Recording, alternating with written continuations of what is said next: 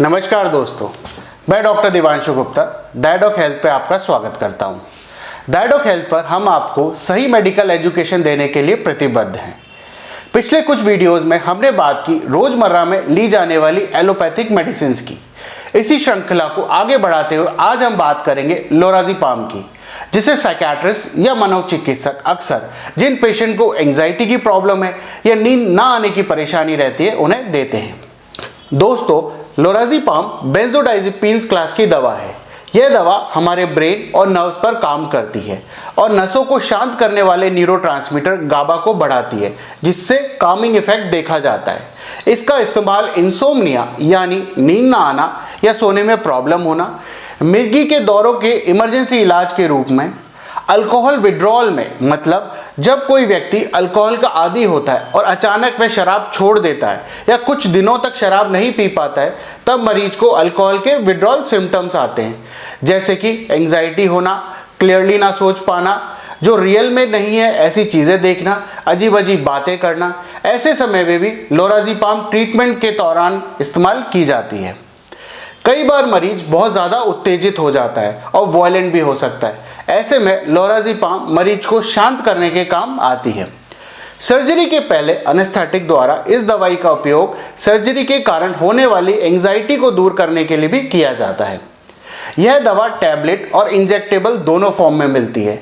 Injectable का इस्तेमाल सिर्फ हॉस्पिटलाइज मरीजों में किया जाता है। यह एक प्रिस्क्रिप्शन मेडिसिन है जिसे आप डॉक्टर के प्रिस्क्रिप्शन से ही खरीद सकते हैं। यह 1 mg या 2 mg दो स्ट्रेंथ में अवेलेबल होती है।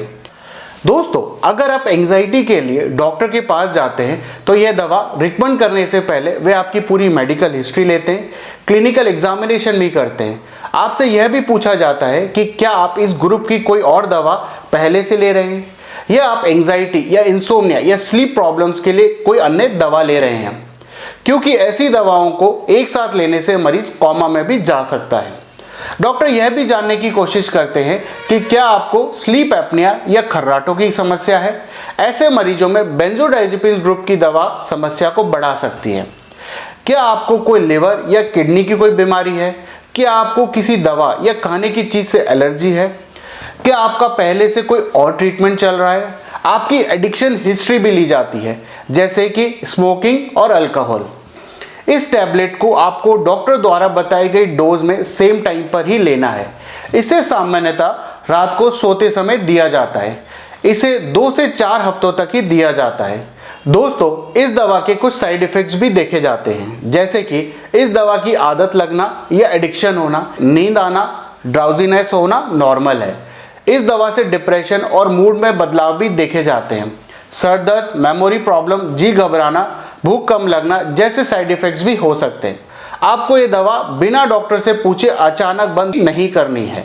ऐसा करने से आपको लोराज़ेपाम के विड्रॉल सिम्टम्स आने लग सकते हैं, जैसे कि वास्तविकता या रियलिटी से अलग महसूस करना, लाइफ से डिटैच महसूस करना, कोई इमोशन ही महसूस ना कर पाना, पैनिक अटैक आना, चक्कर आना, पेट दर्द होना, घबराहट होना, भूख मर जाना, हाथ पैरों में झंझनाहट महसूस होना, ट्रेमर्स आना, दिल की धड़कन का इरेगुलर होना या महसूस होना, उत्तेजित महसूस करना, मेमोरी लॉस होना, लाइट, आवाज़ और टच से ज़्यादा सेंसिटिव होना, और इसके कारण सीजर्स या मिर्गी के दौरे भी आ सकते हैं अगर आप इसे अचानक बंद कर दें तो। इसलिए इस दवा को डॉक्टर धीरे धीरे डोज कम करते हुए बंद करते हैं। अगर आपको यह दवा रिकमेंड की जाती है तो इसके साथ आपको अल्कोहल का सेवन नहीं करना है।